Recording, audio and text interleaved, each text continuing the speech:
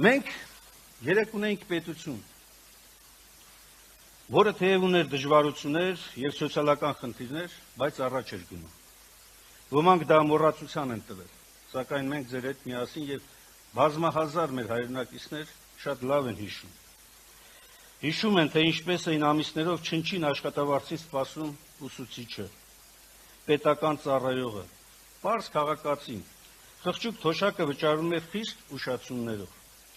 Տարրական սոցիալական հարցերն ու կյանքի կազմակերպումը լուրջ խնդիրներ էին։ Թվում էր դա անհաղթահարելի է։ Սակայն կարճ ժամանակամիջոցում աշխատավարձերը և թոշակները վճարվեցին առանց ուշացումների։ Վերականգնվեց բյուջետային կարգապահությունը։ Դրանց չափերն աճեցին առաջանցիկ, ոչ թե փոքր տոկոսներով, այլ անգամներով։ Ովքեր չեն հիշում, հիշեցնում եմ, ովքեր չեն տեսել, ուզում եմ վստահեցնեմ, որ հարցնեն իրենց ծնողներին, իրենց շրջապատին, տարեց մարդկանց, կպատմեն, թե ինչպես էր 1998-ից հետո այս ամենը իրականություն դառնում։ Հոսանքի հովարային անջատումները վերացվեցին, բարելավեց ջրամատակարարումը, համայնքները լայնորեն գազաֆիկացվում էին, օր-օրի սոցիալական բեռը թեթևանում էր, սոցիալական համերաշխությունը դառնում էր առօրյա, սկզբում դա թվում էր անհնար, փաստացի դարձավ իրականություն։ Իսկ ինչ ունենք այսօր։ Ցավոք, սոցիալական պետության հիմքերը խախտվել են։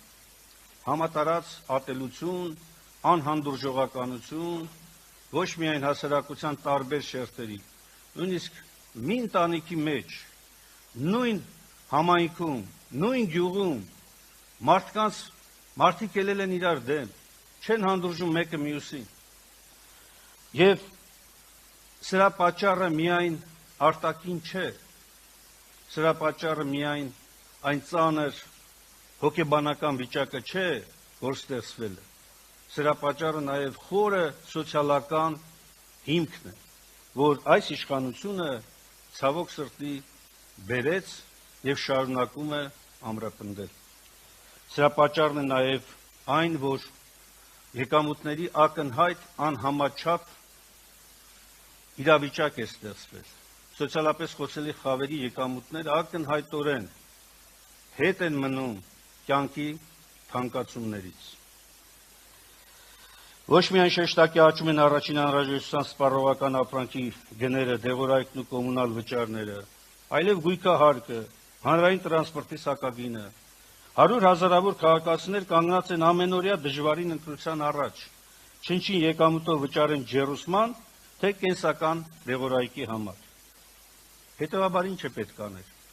Մեր առաջնային քայլերը լինելու են հետևյալները։ Նվազագույն աշխատավարձը հավասարեցվելու է կենսապահովման նվազագույն զամբյուղին։ Աճելու են պարբերաբար, այսինքն ինդեքսավորվելու են, այսինքն գնաճից ոչ պակաս յուրաքանչյուր տարի ավտոմատ, օրենքի ուժով, այլ ոչ թե քաղաքական ցանկությամբ աճելու են։ Բազային կենսաթոշակը աճելու է առնվազն 50%-ով և պարտադիր կրկին ինդեքսավորվելու է, գնաճի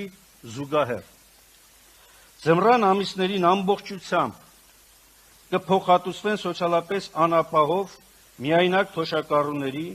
ծայրահեղ աղքատ և երեխա ունեցող ընտանիքների գազի և էլեկտրաէներգիայի ծախսերը։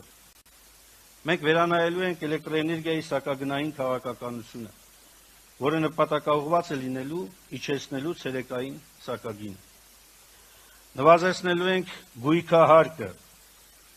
այսինքն 2026 թվականի համար նախատեսված այս այլանդակ բարձրացումը չեղարկվելու է և կիրառելու ենք շքեղության հարկ, այսինքն հարուստ և գերհարուստները վճարելու են ցածր և միջին եկամուտ ունեցող նաև մարդկանց փոխարեն։ Կարճ ասած, սոցիալական համերաշխությունը ձևավորելու ենք նաև եկամուտների արդար վերաբաշխմամբ։